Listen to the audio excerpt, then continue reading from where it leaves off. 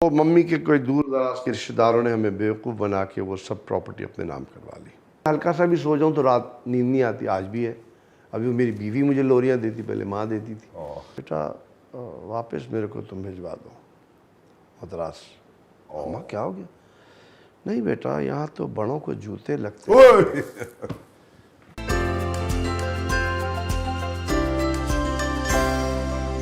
तो ये 6 बहन भाई, हम 6 बहन भाई। कितनी बहनें? बेटा और सबसे छोटा बेटा, बीच में बेटा बेटी बेटी बेटा बेटी बेटा।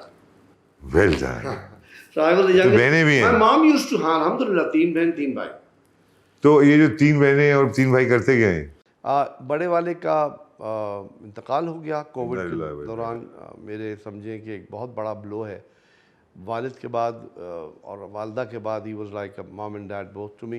ही वाज अ मार्वेलस मैन। 18 साल की उम्र में आपकी वालदा हाँ भी हमसे हाँ है ना चली गई ना, तो उसके बाद तो जाहिर है बड़ा भाई होगा। फिर ये कि बहुत अरसा मैं अकेला रहा मेरे, लेकिन बड़े बहन भाई राब्ते में थे, सबकी शादियां हो चुकी थी। तुम अपने थे भी इस टाइप के आवारा? नहीं, मैं आवारा तुम आवारा हो यार। सारे फनकार आवारा होते, जो मुझे मिलता है वो यही कहता है। नहीं, मैं सर आप लोग तो बड़े आवारा हैं। नहीं यार, लिमिटेड आवारा था। नहीं वो तो एज आप and when required. So but ये कि वालदा ने जो मेजर ब्रंट था ना,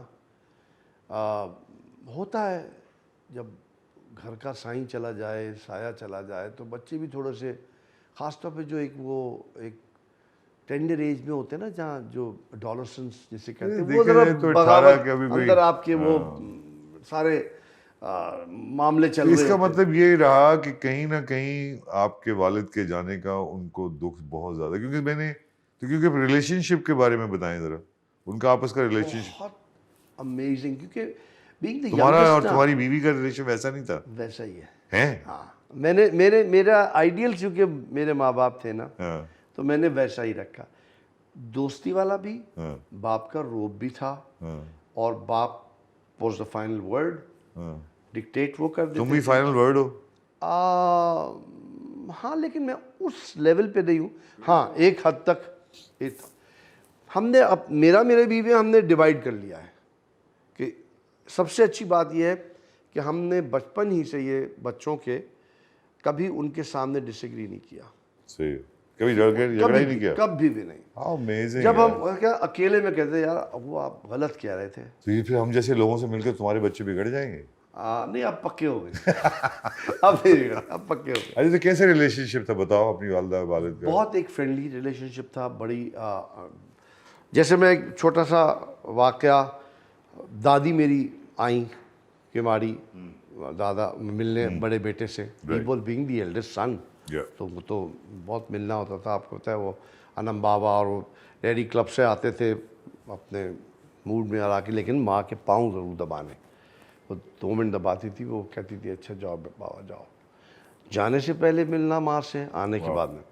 तो एक दफ़ा ये हुआ, जो हमारे बुज़ुर्गों ने, हमारी माँ ने हमें वाक़या सुनाया कि कहीं मेरा जो मुझसे बड़ा भाई है वो बड़ा नॉटी था हमेशा से, और उसने तंग किया माँ को बड़ा। तुम नहीं थे? तो माँ नहीं, मैं तो सीधे बिल्कुल बच्चे लेला। थे? हाँ बहुत सही बात बताओ। मेरी माँ, हाँ सही, मेरी माँ मुझे कहती मेरा बेटा फ़कीर है, तो मैं सूखी रोटी खाता था। मैं कहता ठीक है मुझे कुछ नहीं खाना, मैं उसमें खुश था।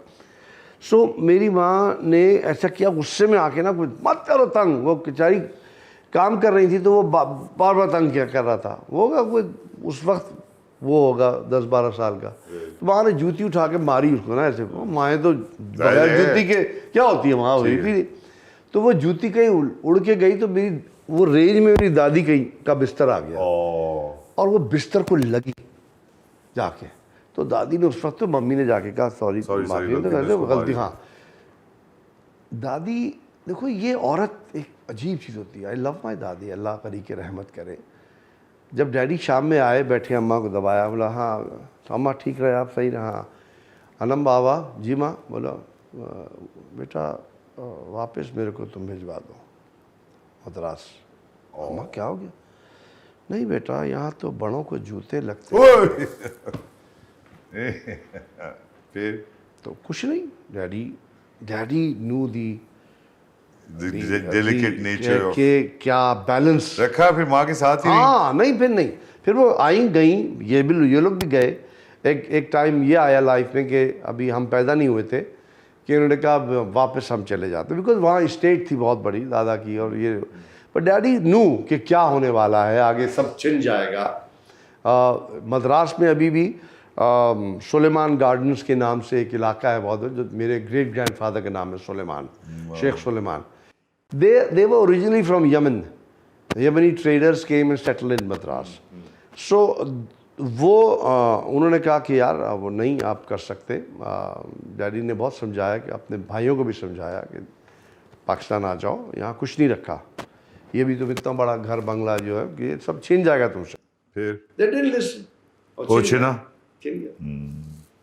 Anyway, so मम्मी ने उस बैलेंस को रखा। अब सोचो यार, वो पढ़ी औरत लिखी थी मामा, पढ़ी लिखी थी, यानी उस ज़माने के सीनियर कैमरे जिसे कहते हैं ना, बिकॉज ब्रिटिश आर्मी में सार्जेंट मेजर थी और she was working in a factory in qualified, हाँ। और उनके मैंने उनके पिप्स रखे हुए हैं, मेडल सारे पड़े हुए हैं। और सिर्फ उनकी 18 में, मतलब एक तो तुम 6 बहन भाई ये वो, मगर तुमसे ज़्यादा छोटे सबसे, तो सबसे ज्यादा और मैं लाडला बिल्कुल साथ उनके होता था। 24 घंटे जाहिर है। हाँ, और वो और अब्बा के जाने के बाद तो तुम और क्लिंगी हो गए। हाँ, और क्लिंगी हो गया था। हैं? और she enjoyed my company. Music मैंने माँ से लिया। वो शौकिया रेडियो पाकिस्तान में गाया करती थी बैक इन दी। ये बात ठीक है तो ना? तुम्हारे म्यूजिक का यहाँ से आया। हाँ, तो क्योंकि वो वहाँ टकड़क टकड़क बिकॉज नहीं कुछ वो साज वाज नहीं था, वो वैसे जो शौकिया नहीं गाते। वो भी एक वाकया है, उनको भी किसी ने, बड़ी नोन सिंगर के वालिद ने पान में सिंदूर दे दिया था ताकि वो she should get out of the race. नहीं भाई, हाँ, वो इतना अच्छा गाती थी। नोन, हाँ, नोन फैक्ट है।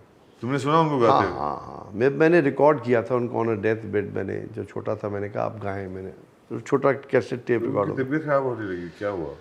कैंसर इतना लोड लिया, इतना वो बहुत ग्रीफ में थी। मियाँ was the only partner she had. यार यू नो, आपको ये पता है स्टैट्स ही कहते हैं कि जो मियाँ बीवी बहुत ज्यादा करीब रहे अपनी जिंदगी में, नहीं वो एक के बाद दूसरा सरवाइव कम ही करता है। वो कम ही करता डैडी है। Died eight 63, mama died when she was 52। तो आदत हो जाती है आदमी की, आदत दूसरे हो की हो जाती जाती है ना, 6 बच्चे, फिर ये वो, फिर इतना सैक्रिफाइस, फिर ये। अरे तो 18 साल की उम्र में बिल्कुल अकेले, उसके बाद स्ट्रगल ही स्ट्रगल।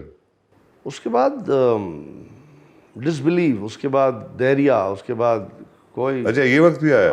कोई गॉड नहीं। बिकॉज मैं नमाज पढ़ता था, आज भी पढ़ता हूँ। उस वक्त माँ चूँकि मेरी सुबह उठती थी। भाई देखो, हम तो वो हमने लोरियों में हमने कुरान सुना हुआ है, लोरी में हमने अल्लामा इकबाल की शायरी सुनी हुई है। हमें एक सेंस ऑफ बिलोंगिंग है कि आप उस खानदान से हैं भाई। हाँ, तो अब वो हमने, हमारे चाचा नाने भी हमें वो सुना रहे हैं।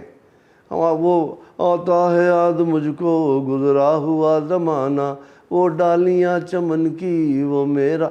अब वो उस माहौल में फिर मेरे साथ हमेशा से एक स्लीप आती है दुआ। हाँ, स्लीप डिसऑर्डर है।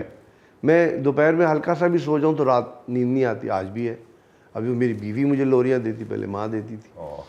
तो माँ क्लब जाना छोड़ देती थी कि नहीं मेरा बेटा, daddy would understand, he would go alone. उनको जाना होता था भाई, वो तो आपको पता है। मम्मी बैठ जाती थी, कुरान पढ़ती थी मेरे साथ में बैठा। Did they leave a lot of जायदाद for you? इनफ रहे। हाँ। ये नहीं हुआ कि रोड पे आ गए। लेकिन वो मम्मी के बाद बड़ी तकलीफ हुई बिकॉज मम्मी को के होते हुए हम सब छोटे थे ना, तो मम्मी के कोई दूर दराज के रिश्तेदारों ने हमें बेवकूफ़ बना के वो सब प्रॉपर्टी अपने नाम करवा ली।